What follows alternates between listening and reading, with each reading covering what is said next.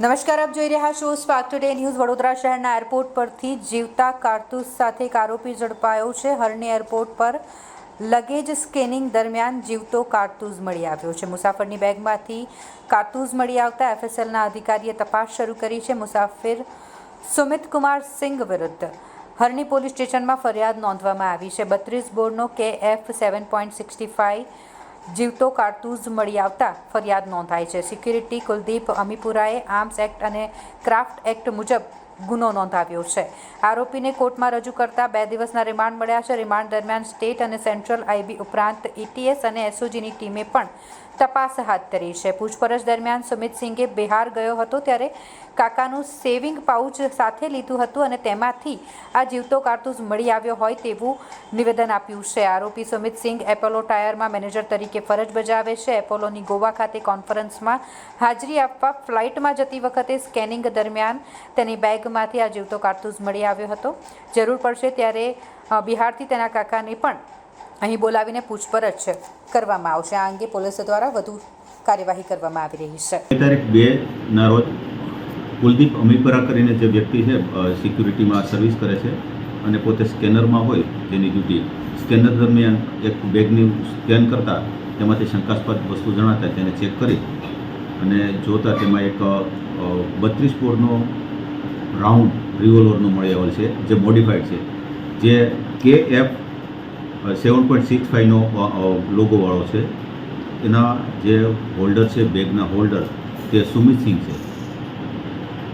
સુમિત સિંઘની પૂછપરછ કરતાં આ રાખવા બાબતે કોઈ લાયસન્સ કે પરવાનો હોય તો રજૂ કરવા જણાવતા તે પોતાની પાસે આ બાબતે કોઈ પરવાનો ન હોવાનું જણાવ્યું હતું, જેથી તેની સામે કુલદીપ અમીપરાએ આર્મ્સ એક્ટ અને એરક્રાફ્ટ એક્ટ કલમ 10 મુજબની ફરિયાદ આપતા પોસ્ટે નોંધવામાં આવેલ છે, જેની તપાસ પીઆઈસી કરે છે।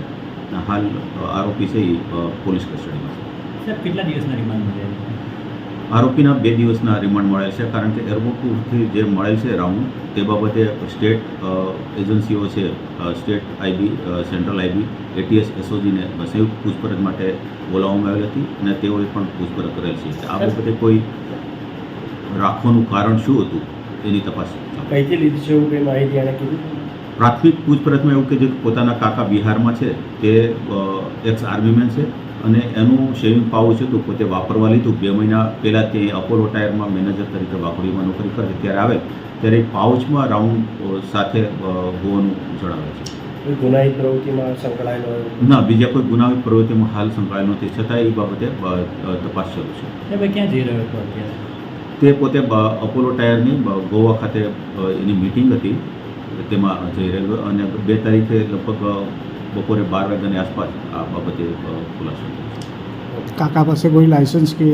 હા, તેના કાકાને વેરીફાઈ કરતા તેના કાકા પાસે એક્સ આર્મી મોન હોય, તેની પાસે 32 બોરનું લાયસન્સ હોવાનું ખુલ્લું થયું છે। બેદરકારી કોની ગણી શકાય એનામાં? બેદરકારી તપાસમાં તો હાલ તો આ જેની પાસે મળી આવ્યો છે પોઝેશન છે તેની, અને જે કાકાએ પોતાનો રાઉન્ડ જો તેનો જ છે તો તેની પણ બેદરકારી ધ્યાને આવશે તો તેના વિરુદ્ધ પણ કાયદેસર કાર્યવાહી કરવામાં આવશે। જે બુલેટ છે મોડિફાઈડ કરવામાં આવી તેનો કોઈ ગુનો દાખલ થશે? મોડિફાઈ બધી જે આરોપી છે એના કાકાની જ્યારે લાવવામાં આવશે એની પૂછપરછ કરવામાં આવશે તે બાબતે જે વિગત ફલિત થઈ છે એ મુજબ કાર્યવાહી કરવામાં આવશે। પોલીસ કઈ દિશામાં જોઈ રહી છે? હાલ તો આ રાઉન્ડ રાખવાનું કારણ શું છે એ તપાસ ઉપર પોલીસ વધારે કોન્સન્ટ્રેટ કરે છે।